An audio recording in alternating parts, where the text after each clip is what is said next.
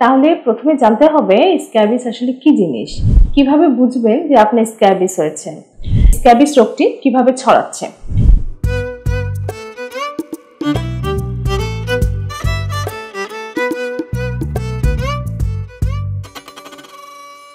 Hello viewers, আসসালামু আলাইকুম। কেমন আছেন সবাই? আমি ডক্টর স্নিগ্ধ মালবিকা, ডার্মাটোলজিস্ট। সুখী পরিবারে আপনাদের সবাইকে স্বাগতম।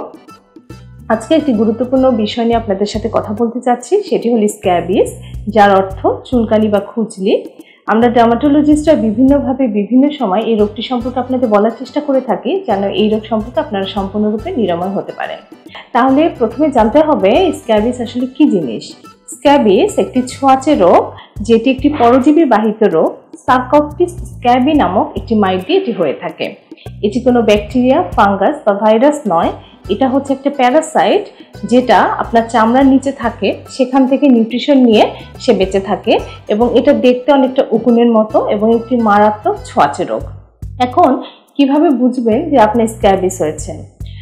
স্ক্যাবিস রোগের সর্বপ্রথম লক্ষণ হচ্ছে পেশেন্টরা যেটা কমপ্লেন করে, রাতে চুলকানি বেশি হয় এবং কিছু বিশেষ জায়গায়, যেমন আঙ্গুলের ফাঁকে, গলার ভাঁজে, কবজির ভাঁজে, নাভির চারিদিকে, প্রাইভেট পার্টসের আশেপাশে, এসব জায়গায় চুলকানিটা বেশি হয় এবং চুলকানির সাথে সাথে সমস্ত শরীরে লাল লাল ঘামাচির মতো ছোট ছোট দানা বা পানিগোটা নিয়ে আসতে পারে পেশেন্ট, এবং যদি ঠিকমতো চিকিৎসা না হয় তবে পুঁজ নিয়েও আসতে পারে।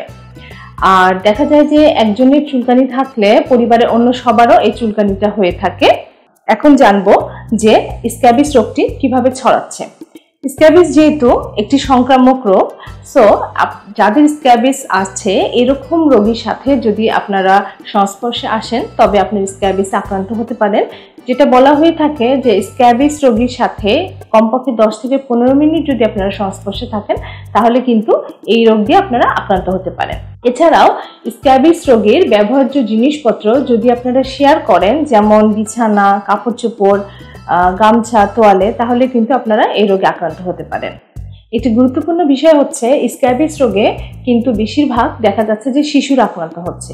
এর কারণ হচ্ছে শিশুরা যখন স্কুলে বা মাদ্রাসায় যাচ্ছে, তারা সেখানে একসাথে পড়াশোনা করছে, খেলাধুলা করছে, তখন কিন্তু তারা অতি সহজে সংক্রমিত হয়ে যাচ্ছে। স্পেশালি মাদ্রাসার বাচ্চাদের মধ্যে এটা কিন্তু অনেক বেশি দেখা যাচ্ছে। এর কারণ মাদ্রাসায় একটি স্বল্প জায়গার মধ্যে অনেক সংখ্যক বাচ্চা যখন একসাথে থাকছে, পড়াশোনা করছে, তখন দেখা যাচ্ছে একটি বাচ্চা যখন সংক্রমিত হচ্ছে তখন বাকি সব বাচ্চারাই এই স্ক্যাবিস রোগে সংক্রমিত হয়ে যাচ্ছে এবং তারা যখন বাসায় আসছে তখন তারা তাদের পরিবারের সদস্যদেরও সংক্রমিত করে ফেলছেন।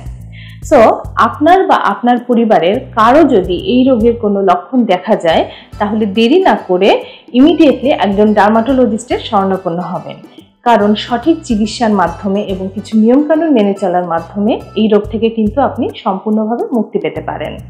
আজ এ পর্যন্তই। আমি আছি সুখীতে স্ক্যাবিসের চিকিৎসা এবং প্রতিকার নিয়ে। পরবর্তী আরেকটি ভিডিওতে কথা বলবো। সবাই ভালো থাকবেন। আসসালামু আলাইকুম। স্বাস্থ্যসেবার সব সমাধান সুখীতে।